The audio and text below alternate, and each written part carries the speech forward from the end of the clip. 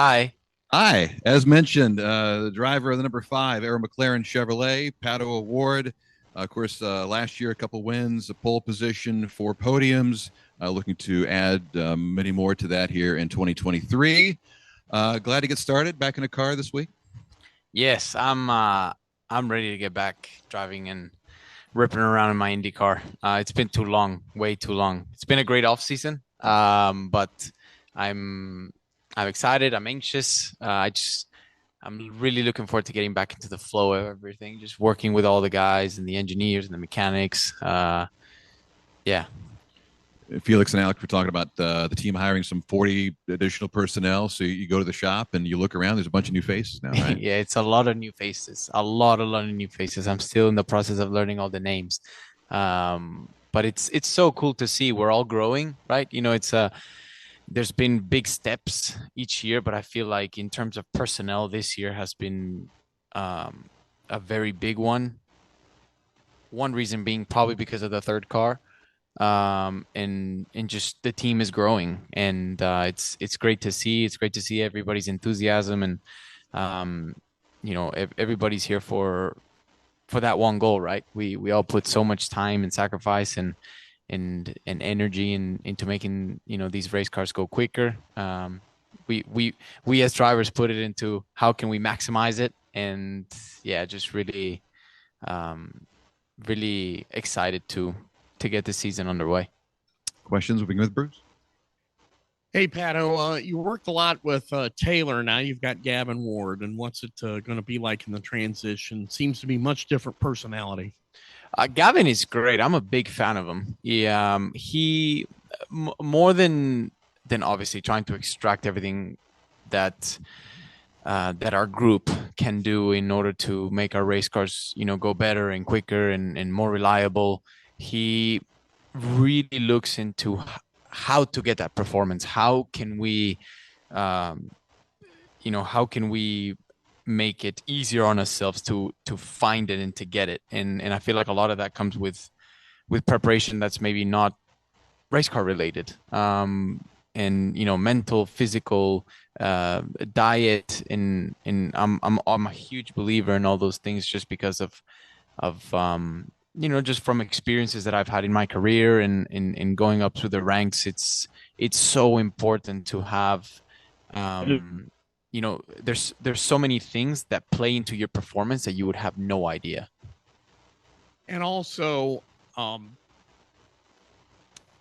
there was big news earlier this month when Zach announced that Kyle Larson was going to be running the Indy 500 in 2024. What do you think of that? It seems like if there's big news that can be made, Zach usually delivers it. That's sick. I kind of knew about it a little bit, but I think it's so cool. I think it's so cool that he's gonna join us next year. I think he's gonna really enjoy. Definitely gonna be probably the quickest he's ever gonna go in his life. So I'm sure he will enjoy that. And I mean, he drives so many different cars. I mean, he jumps into whatever. I feel like whatever opportunity that he wants to either experience or enjoy. And the guy can wheel a race car. So I'm excited to have him as a teammate. And I met him a little bit in not last year, but 2 years ago in Abu Dhabi when he was there after he won the NASCAR championship. And um, I was so happy to see him do so well on his comeback to NASCAR after the mishap that he had in a few years ago. But I'm a big fan of him. I think he's great, and I feel like I can speak on behalf of the whole team. Everybody's really excited to have him around. Pato, following up on the third car expansion, so much what we hear in racing now is about how hard it is to find good people.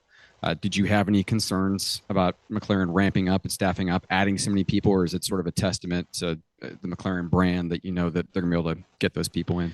Um, you know, that's definitely not a rumor, right? It is. I feel like it's been so hard to find people and just in all departments. I feel like from talking to to not just, the people in our team, but from, from other drivers or other friends, where they're like, man, it's hard to find people. And I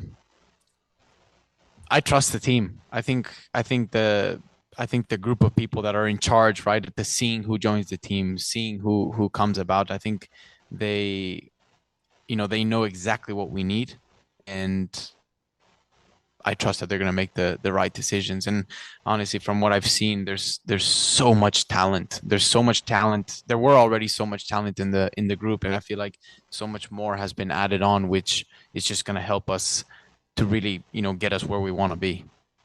Felix was in here first, and he said he was pleasantly surprised by how well Alex was kind of blending into the team, because Alex has this bad boy reputation, and Felix kind of wondered how it would work. And he says it's working really well so far, and that there's kind of like this spectrum of like you're on one side, Alex is on one side, and Felix is kind of in the middle in terms of your personalities. I'm wondering how that's fit in for you, like how you have worked with Alex, how well you've known him in the past, and you've kind of been the lead driver for this team the last couple of years.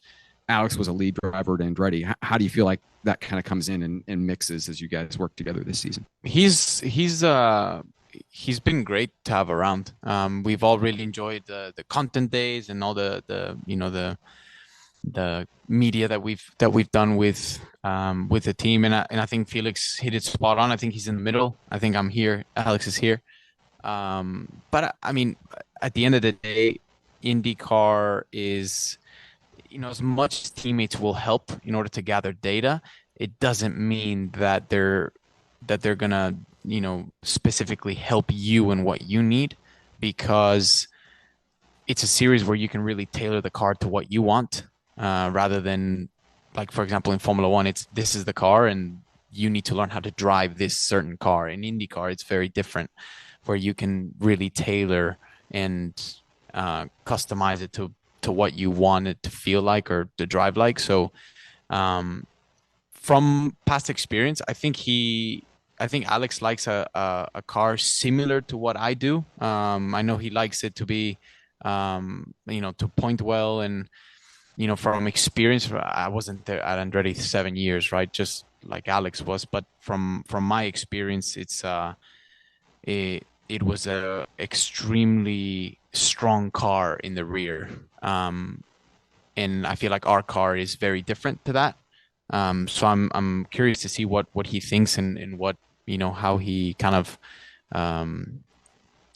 develops in, where we can find some more time. Because I do think we have a very strong car in certain areas, but I definitely think he's coming from a car where that other car has been stronger than us in other race tracks. So I feel like if we can just, find gains where we haven't quite had the, a winning car or a podium car, that's just going to help all of us, right? So it's been great. He's been great to have around, and I think he needed a fresh start. I think he's excited to really, work with all of us and create the strongest package. Pato, I know everyone spends kind of some downtime, some off time in the off season, but it seemed like you had a really purposeful, extended, I don't know if you'd call it vacation or just kind of period to get away. Was that something different than what you've done in years past, or did you kind of have a very purposeful point in kind of getting away and allowing yourself to refresh and reset for this year? Yeah, I remember you were the first interview I do. I was rusty. He called me and I was like, man, it's something that I've always enjoyed doing, but I haven't had the chance to do it in the past few years. For example, at the end of 21, I went straight into all the F1 stuff, and I had maybe 1 or 2 weeks, and then straight into Daytona and pop. So it was on purpose. I said, I want at least 6 weeks. Don't talk to me. Don't text me. I don't want to hear anything. And it's healing. It's very healing, because as much as you love what you do, you need to find a balance of just doing something else. And I always tell people there's a huge difference between relaxing and recharging. And and how I recharge is just doing things that I just don't normally do during the year. I love the being on the water. So any activity that's on there and just, being at the beach is, to me, is my favorite thing to do, after, driving race cars. So, I made sure that I had that kind of, time to just enjoy my loved ones. And, after I was finished with that and after New Year's, and I was like, okay, race cars now. And, but it's good. It's definitely, it was definitely on purpose. Yeah. At this point, coming into kind of the start of race season, really on Thursday with your first test, do you feel like emotionally, spiritually, physically, like, do you notice that difference in that fact that you got to spend about 6 weeks away? I feel like you feel, or I feel a difference in like I miss it. And I feel like when you don't get that break, and it's just it turns into something that's just, always boom, boom, boom, boom, boom.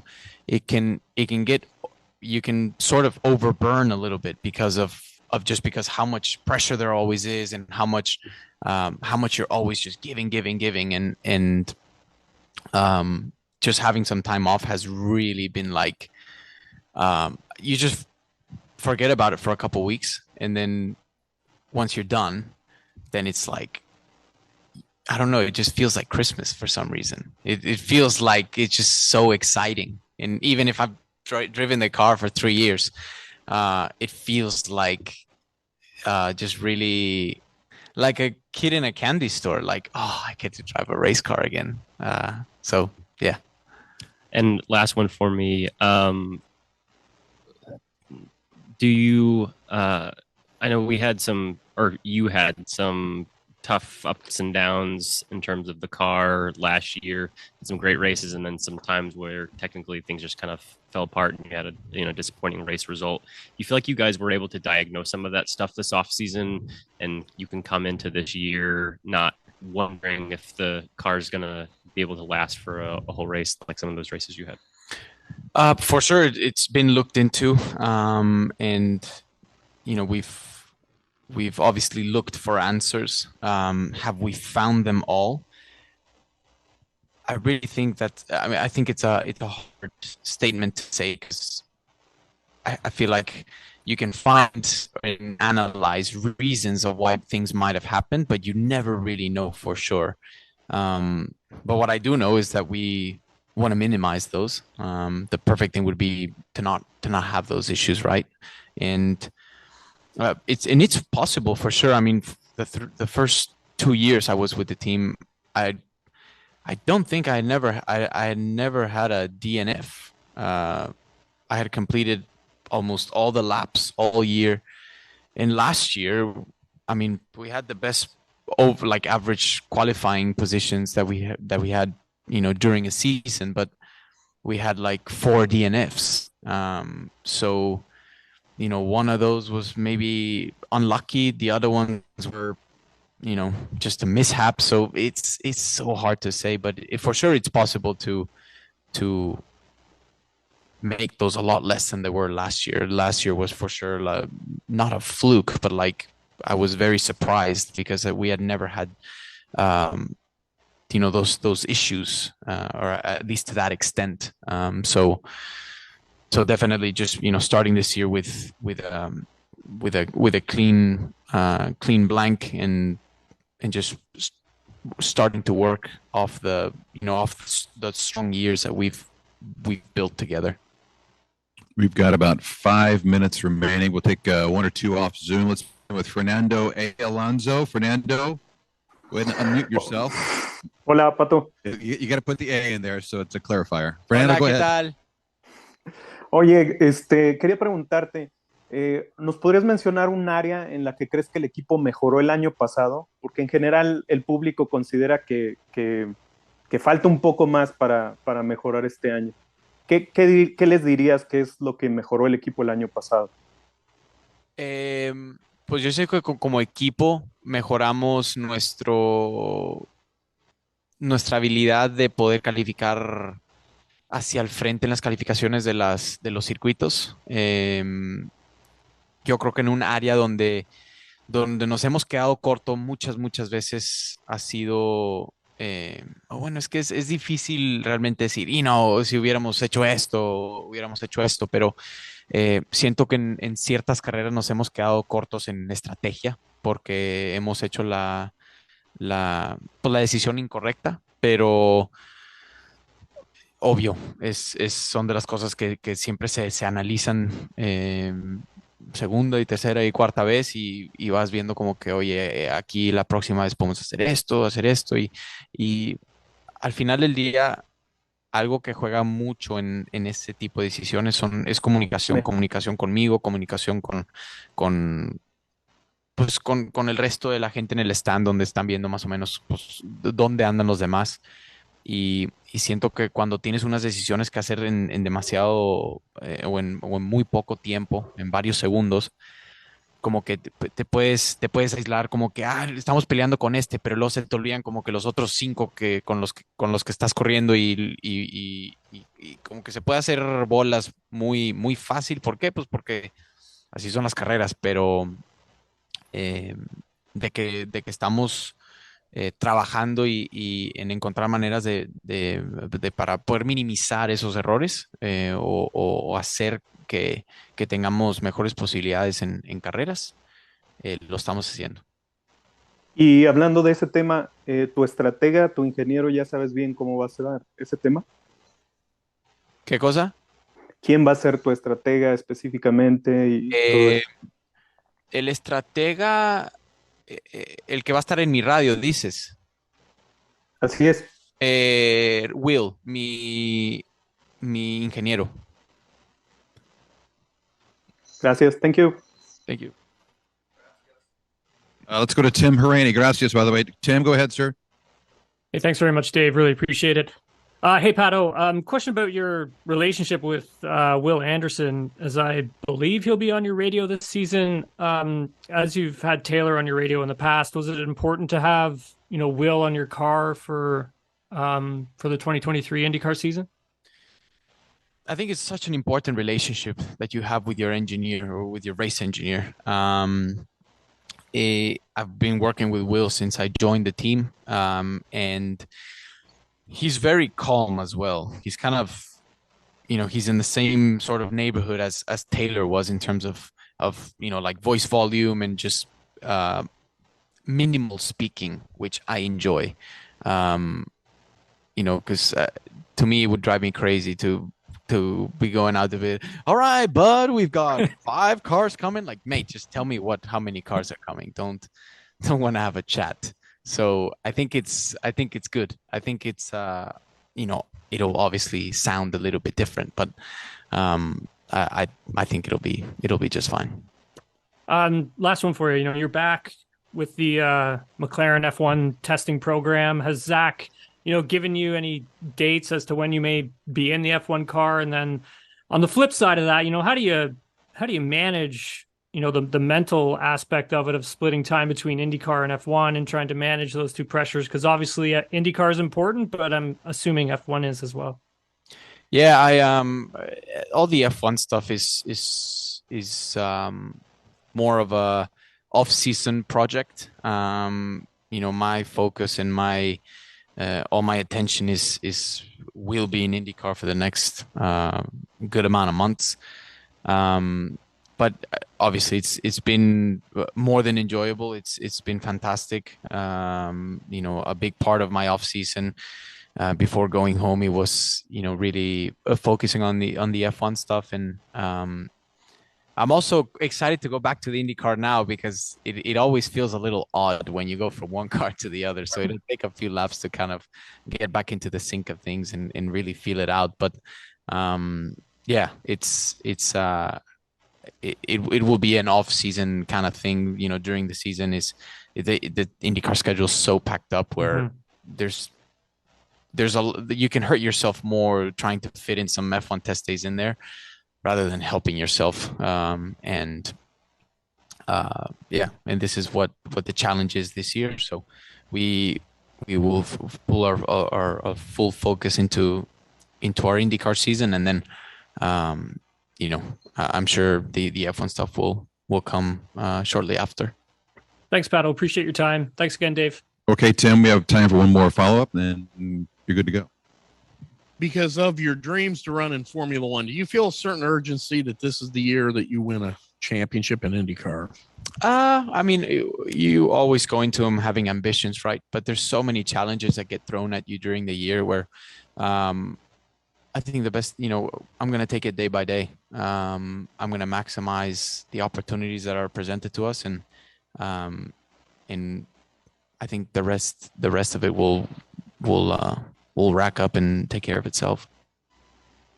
We'll keep you on schedule. Thanks for coming by. Thank you. Pato